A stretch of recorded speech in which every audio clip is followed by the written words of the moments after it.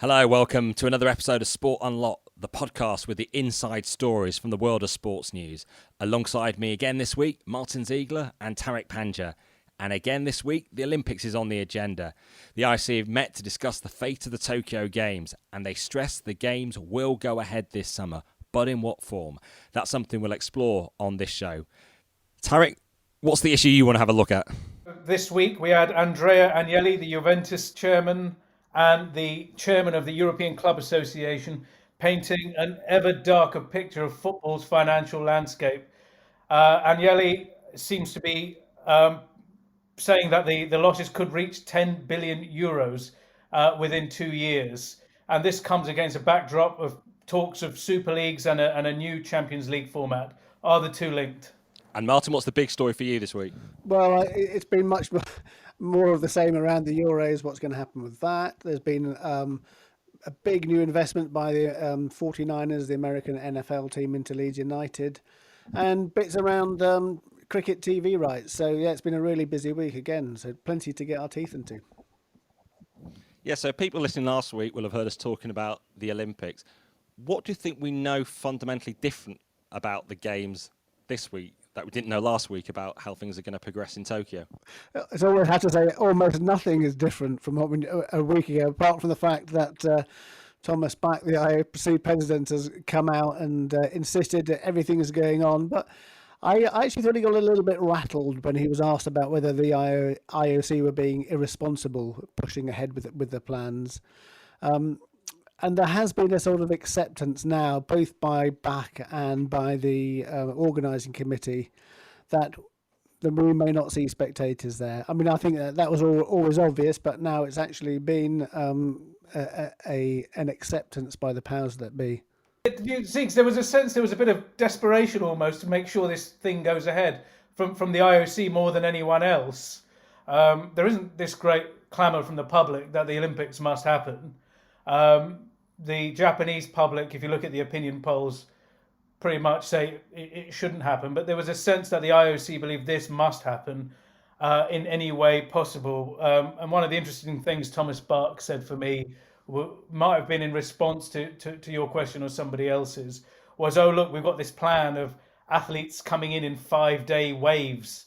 Have them in, have them out, just make sure this thing goes ahead. So it seemed like, for whatever reasons, financial or otherwise, they are desperate for these Olympics to take place, not another postponement, not a cancellation in some way or form.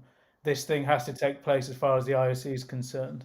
So much seems about the money, doesn't it? The $700 million or so they're expected from ticket sales, but actually the broadcast revenue's, $2 to $3 billion? So it just shows how it's far more important to get something out on television than to get anyone inside the venues.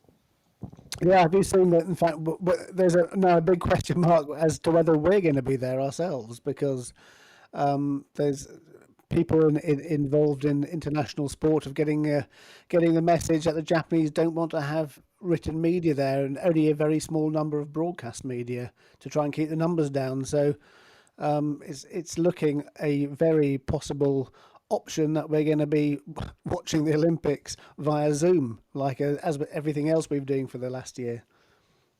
Well, we've got the cricket correspondents doing that at the moment. They're doing TMS for the recent test from Sri Lanka as well, all being done remotely. In fact, it did lead to Wags, I think, commentating on the same wicket twice when he saw a replay, which just it's but it shows why it's important for us to actually be in the venue still to see things with our own eyes.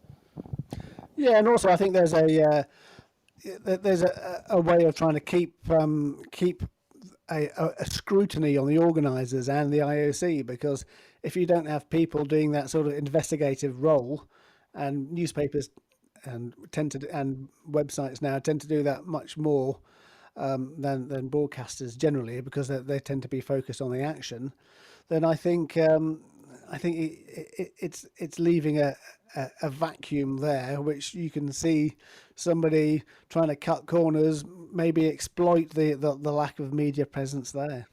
I remember when we were in Rio and the Irish IOC member Pat Hickey was arrested, and when I was outside the IOC hotel, and a certain FIFA official walked by being delighted the fact that it wasn't them being subject to the raids that day. Absolutely. Yeah.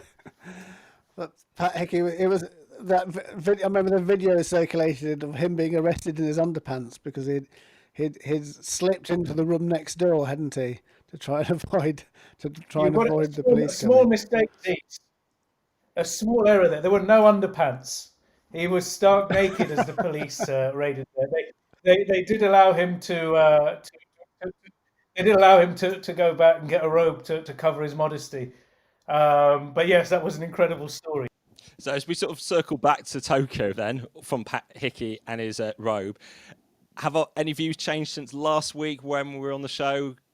Well, now we've heard from Thomas Bach and the IOC, or is it pretty much still that sort of ongoing uncertainty? They're planning to release this playbook, aren't they, in terms of what things are going to look like with those bubbles for the athletes? Yeah, my view was changed because I said it wouldn't happen. I still kind of think it perhaps shouldn't happen. But like I said earlier, I think there was such a kind of desperation from him to make this thing happen that in some way or form there's going to be Olympics. But if there is an Olympics without crowds and without any fanfare, it just seems like it's going to be quite an awful watch over 2.5 weeks. Just to get track and field, for example, you have those athletes who do sort of the jumping events, trying to get the crowd behind them as they run down a runway for a triple jump or a long jump or something like that. It just won't be any of it. It'd be just quite dead. It'd be interesting if the public's attention can be sustained over that period with such a kind of dry event. And the big question is whether the event should even be taking place at all, particularly with an upsurge in coronavirus cases and new variants. And in the press conference after the IOC meeting, it's something that Martin put to the IOC President Thomas Bach. Let's take a listen.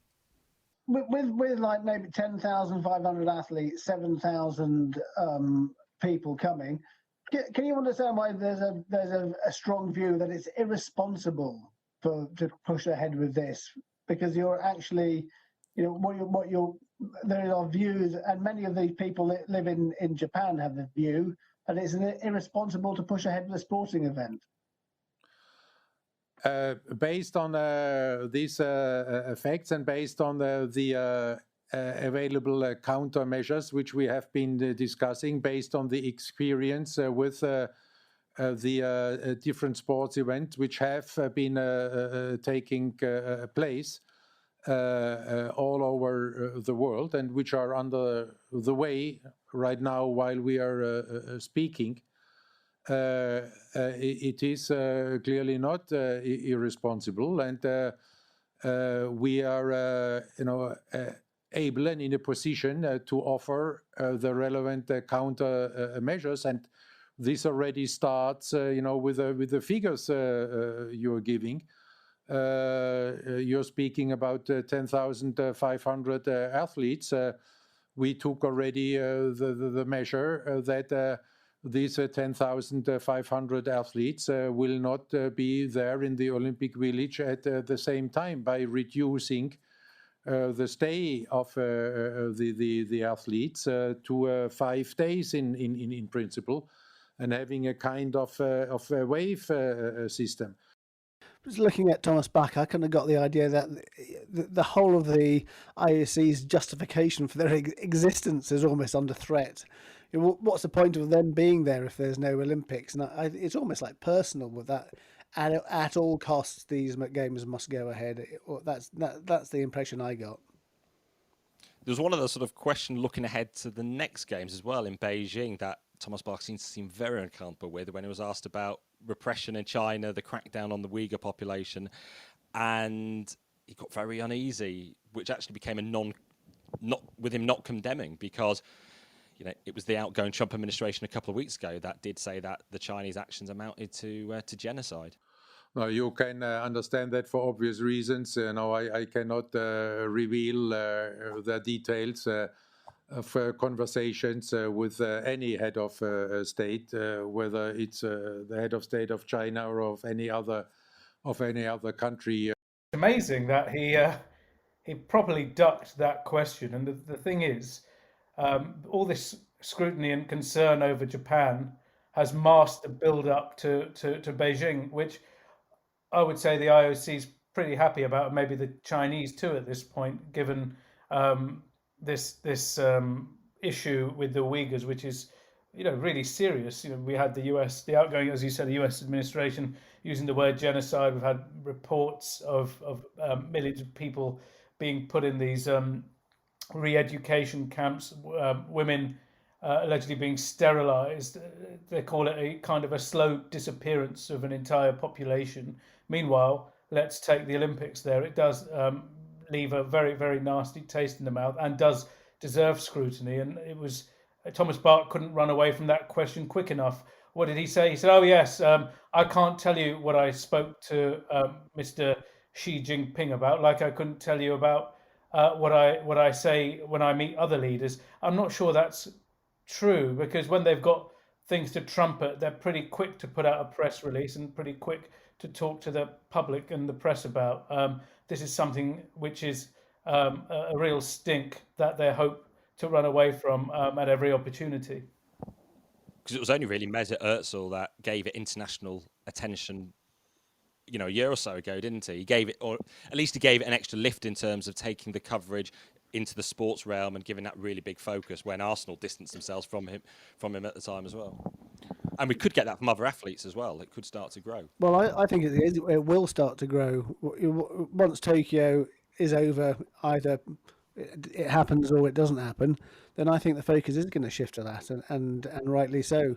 And Thomas Bach, he won't be able to run away from that for very long, because people are going to be hammering the IOC on that, and rightly so, because you can't just hide behind things like, "Oh, I'm not going to reveal the contents of my conversation with the head of government," because they spend their whole time talking about conversations with the head of government if it suits them. I thought it was a fairly lame excuse. As far as the Olympics is concerned, I think that the next big milestone is April, and then the organising committee will decide their final plan for spectators, if any. But actually, that's also now the new deadline for the Euro 2020 hosts to provide their final plans for fans. I've written a big piece about what's looking like is going to happen. I think it's going to be no travelling fans, at least for the group games. So you'll have these 12 venues and only domestic audiences allowed, and probably very limited numbers, up to 35%, I guess.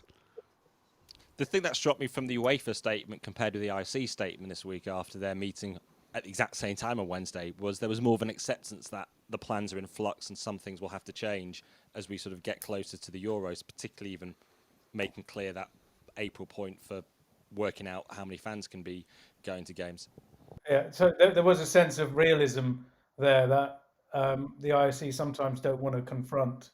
There is a global pandemic, and like you say, things can change. It's also interesting whether all these 12 cities will be involved, and perhaps the tournament will be different in each of the places. The other thing that I'm interested in is it's important to these organisations and UEFA in this example to ensure the political support of their member associations. Promises were made, and the promises, I suppose, need to be delivered for political reasons. And this is the way football works, and I guess sports politics works in general, because you have to follow through with your favour today. If not, you might have trouble down the road later on. Yeah, I spoke there was a meeting of all the 12 venues this week, and I spoke to 3 or 4 people who'd actually been in the meeting from all the 12 countries, and actually things seem to move from about back in November. There was sort of a feeling that people were going to pull out, that there's going to be more matches in other countries, and England was gearing up to have more games. Now it seems that's completely changed. All the 12 venues are wanting to push ahead. Even Baku, which hasn't didn't manage to sell out their ticket allocation. Maybe they will if it's only going to be 25%. They will this time, but it's even Baku wanting to press ahead with hosting the tournament. was trying to think if we could try and name off the top of my head every host city, then I thought I'll just check the list just for those not fully aware. So as well as Baku, Amsterdam, Bilbao, Bucharest, Budapest, Copenhagen, Dublin, Munich, Rome, St. Petersburg, and of course Glasgow and London as well. And I suppose we always had that expectation that there could be more games coming to England because it's quite easy for UEFA to shift games if they need to here.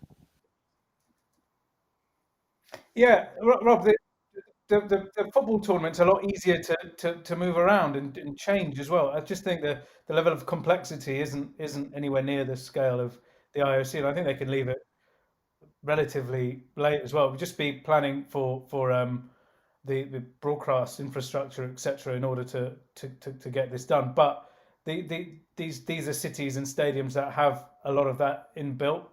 I think they're quite wise, I suppose, to leave it to the end. The thing that's upset fans, though, is this policy of when they can refund their tickets, etc. There is a really short deadline, but there is little clarity to what happens afterwards. So I've noticed on social media a lot of angst from ticket holders who don't know whether they're coming or going at the moment. Yes, I mean, we're now having the situation where UEFA are considering refunding every single ticket and starting again from scratch. That would be the easiest way logistically. But I think whichever way you do it, there's going to be angry people because some people who have tickets are going to miss out.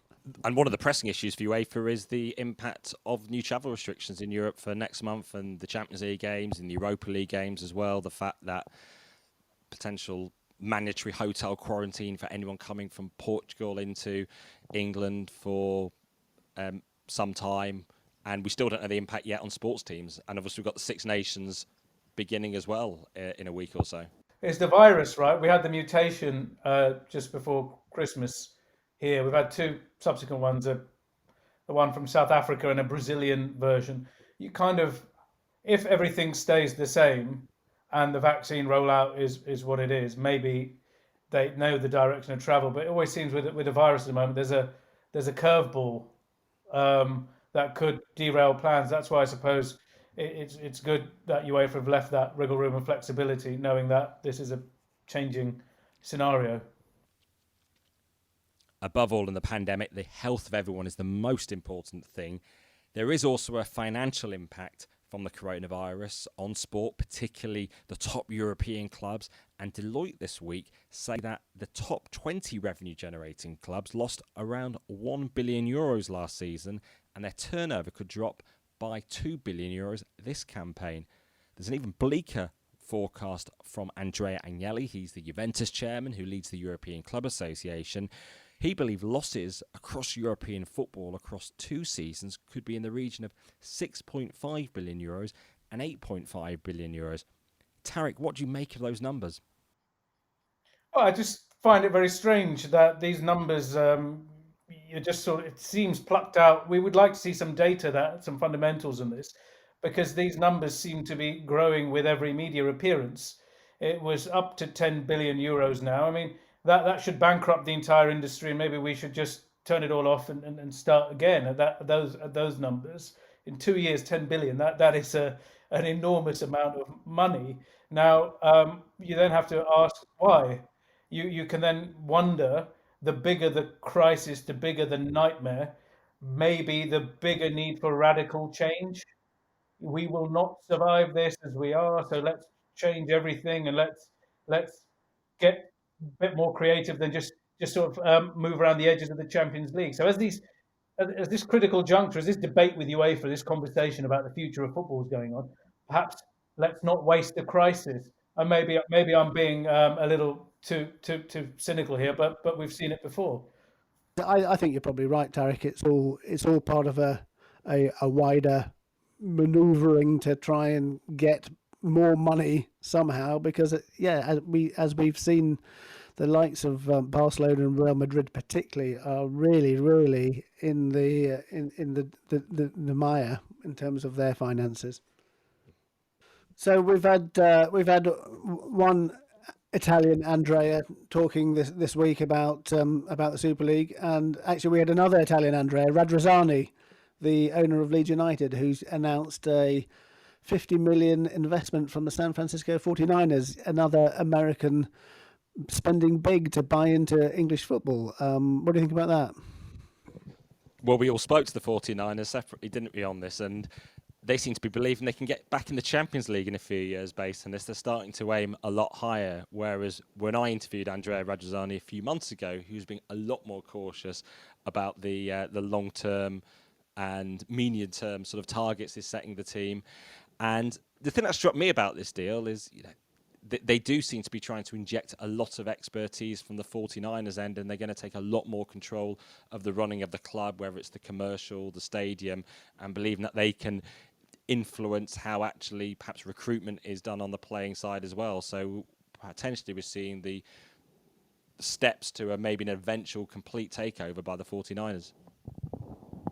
Yeah, also, I guess it's another NFL group. We've got the Glazers now, the guys at Fulham. Arsenal also have a man with National Football League interest. They all have the same kind of, that we see synergies in our sports. We are more mature in some operational aspects, and we will inject those into your business. And Andrea and the 49ers guys, they seem to really like each other. It seemed to on the call, it felt like a bit of a bro type situation. These guys felt like they were mates. It'd be interesting to see how all that plays out. And then from Andrea's point of view, I thought he tried to temper it down as well, not say we're gonna be in the Champions League, we're gonna win X, Y, and Z.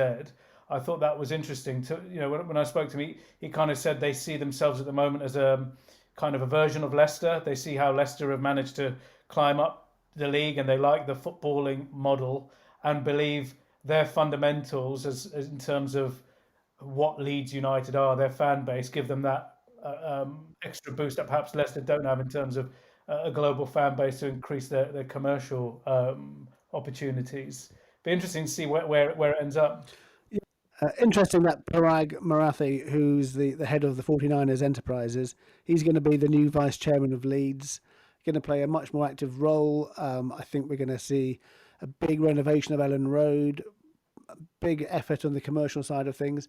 So I think this could actually be quite a significant moment in the Premier League power shift if we are going to see potentially big clubs, because the thing about Leeds, they've got a really big fan base.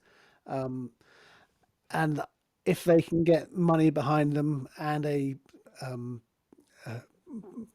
turn it on the pitch a bit more, then they could really challenge, I think.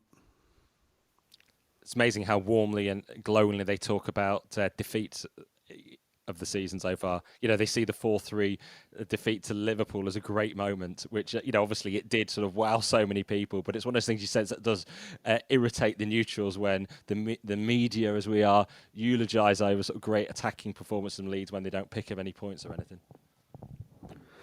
Without veering too much into football. Oh, yes, yeah, that's that. We'll be talking about groin strains next, Rob. But also, the one interesting thing about Parag is that he's also the head of Cricket USA, and I spoke to him briefly about he's got plans to bring a kind of major league cricket T20 competition similar to the Indian Premier League to the USA in 2022. Interesting to see if that can take off. But there's been a few cricket stories around this week, haven't there, Tarek? Yeah, really excited to see Pakistan host a major test nation in South Africa, in Karachi, for the first test. And it's been they were exiled for about a decade. There was a gun and bomb attack on a Sri Lankan touring team in 2009. Pretty much brought cricket tours to a halt there for a decade. But Sri Lanka last year became the first team to come back, which was brave of them. And the actual part of this has been spearheaded by a Brit. Wasim Khan, the chief executive of Pakistan Cricket, born in Birmingham, played for Warwickshire, has spent the last couple of years in Pakistan. It's not been an easy job. He hasn't been fully welcomed or accepted by the cricket fraternity there, but he's managed to pull this off. South Africa are touring there at the moment, as we said, and they hope that England will be there in short order as well. And if they manage to do that, that will be a really positive story after what's been a really tough decade for one of the great cricket nations, having to be exiled to the United Arab Emirates for most of that time. Yeah, I mean, they were the first international team to really experience the effect of basically playing behind closed doors often, weren't they, in the UAE? Yeah, empty stadiums. Yeah, it's also, I mean, interestingly, that the England Test series, so almost incredible that they haven't been able to do a TV deal until a week before the start of the competition. I mean, is that quite a usual thing coming out from this sort of very last minute bidding to try and get the rights? Yeah, it's part of the issue is the BCCI, the cricket board in India, has done this before. It's kind of put a huge amount of pressure on what they're willing to accept for their rights from broadcasters, and there's been this game of brinkmanship, and people have called their bluff before. I think this tour it's so important that we broadcast. We really are still in a lockdown situation. We want to see top level sport, and England touring India to top cricket nations. I think it would be important that it's broadcast in the UK. Are we just not getting the competition for the rights that we anticipated? Maybe more of the streaming services starting to get involved. We know how important cricket is to Sky, and when they lost series to BT, you saw a real gap, particularly when Sky are running a cricket channel. But is it really just between Sky and BT in the UK for those cricket rights? Well, no, I think Channel 4 have really gone for it. I mean, I think by the time people listening to this, by the time you listen to this, there may already be a deal done. But I certainly in the run up to it, it's been Channel 4 making a lot of the running with Sky. BT are sort of, my understanding is they've not been that keen, or that they've had the Ashes before, but it's not a great time. I don't think they like the fact that it's such short notice, because they've got their schedules already planned, lots of football coming up to the end of the financial year. So, but Channel 4, they've sounded out potential production staff.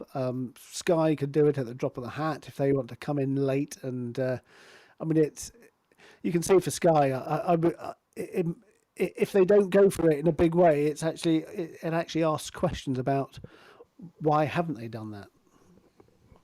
And actually, from another part of the Sky empire, from Comcast, who ultimately own them, we actually had quite a significant broadcasting announcement this week affecting sport, because they're closing down their NBC, SN, their sports channel in the States, and they're really focusing things on the Peacock streaming service. So currently, a lot of Premier League games in the US are being shown on NBCSN, although they do get a main Saturday 5:30 UK kickoff on the big NBC channel. Everything's being shifted largely. It will be eventually streaming on the Peacock service, which either shows how viewing habits are changing, or it does reduce the visibility of the Premier League in the US. Yeah, and another potential cost to the consumer, though, right? Another extra charge. I believe that Peacock service isn't included as part of the any satellite bundle, any cable bundle. That's it's going to be interesting moving forward how many subscriptions individuals and homes are going to be able to sustain as sports gets kind of chopped up and spread out to all these different places. Yeah, especially once lockdown's over, and then you think, well, hang on a minute, I've got Amazon, Netflix, Disney, and I've got Sky, BT Sport, and all the other various add-ons you can get through all these platforms. Something's got to give. You can't. I think sooner or later people are going to say enough is enough, and they want a bit more, and they won't want such fragmentation. I think my favourite story of the week has perhaps been the Norwegian who was the former president of the International Biathlon Union. Just a remarkable story which has come out from an independent report. He resigned 2 years ago after some allegations and investigations from the police. Anders Besseberg's his name, is from Norway, and it turns out that the Russians have been organising free hunting and fishing expeditions for him, and also providing him with prostitutes when he was on business in Moscow. It was well known that a attractive young interpreter would accompany him, and it actually turned out that there was, beyond that, there were more than that on the side. So, and in return, he turned a blind eye to any doping issues involving Russia. It's another incredible story, and it just shows that no matter how big people get in sport, there are still many people who do bad things and are basically breaking the rules, taking money, other incentives to feather their own nest or do what they want or get power. Sport never ceases to amaze you, does it, Tarek? And I mean, actually, there's, as you just mentioned to me earlier, remarkably, he was on the World Anti-Doping Agency's board, wasn't he? Yeah, yeah. I mean, the story's kind of amazing in the detail, but also, I guess, it kind of is another reminder that these structures are not fit for purpose. This guy was able to have so much power that made his whole organization kind of exposed to this type of corruption. He could do pretty much whatever he wanted within the world of biathlon, even though they had an executive committee or whatever, like all the others that never ask any questions or do anything. It's like a one-man band. Now, if you can corrupt one individual and knowing that you can corrupt the entire sport, you will do it. And Russia very did it very well. I mean, as you said, there was at least $200,000 he received in cash. There was the regular visits from prostitutes, or he accepted that prostitutes were part of his life when it came to Russia, and all the other freebies. Now, and this is just the one example of one sport that has been exposed thanks to this report. But the structure of biathlon, then I understand it has gone through a major change after this, is no different from 27, 30, 40 other different sports federations. And if no one is looking and no one's paying any attention, it seems very easy and very basic to corrupt these officials to do your bidding. And I think Russia, did what they needed to and got what they wanted to quite easily. And the fact he ran biathlon for 25 years, which shows the importance of like checks, balances, and term limits as well. And also the fact that he showed really little interest in pursuing doping cases on evidence that he had, and didn't want to do anything that embarrassed Russia. And it just shows actually how the evidence might be there, but you've got leaders who just completely overlook it at times to ensure their own personal friendships and their own status is protected. Absolutely, it's a structural issue that needs to be tackled. And we talked earlier. There's various conflicts of interest. Ziggs mentioned the guy sitting on the World Anti-Doping Agency board, meanwhile covering up doping. I mean, that's like the height of abuse. But the fact is, it was also one of the things in the report. It's also commonly known in biathlon circles that this kind of behavior happened and he was in Russia's pocket or whatever. If it's commonly known, guys, you might want to do something. So what else is commonly known in sports? Well, who appointed him to the wider foundation board? The IOC, I think, wasn't it? Quite right. Yes, he was an IOC appointee. And again, we look back at all these pithy statements when you contact the IOC or these organisations. Say, do you have a comment on X, Y, and Z? Well, if we find any examples of what you've described, we will take a zero tolerance approach to X, Y, and Z. And that doesn't seem to be the case. It almost seems to be an outside agency, be it the police or the media. I want to hat tip to Hajo Seppelt again from the German ARD station. He's done a great amount of work in exposing doping scandals in the world. Again, he seemed to have a role in this biathlon story. Unless the outside agencies point it out and literally walk them to it, it seems they're extremely resistant to taking action over corruption or doping matters.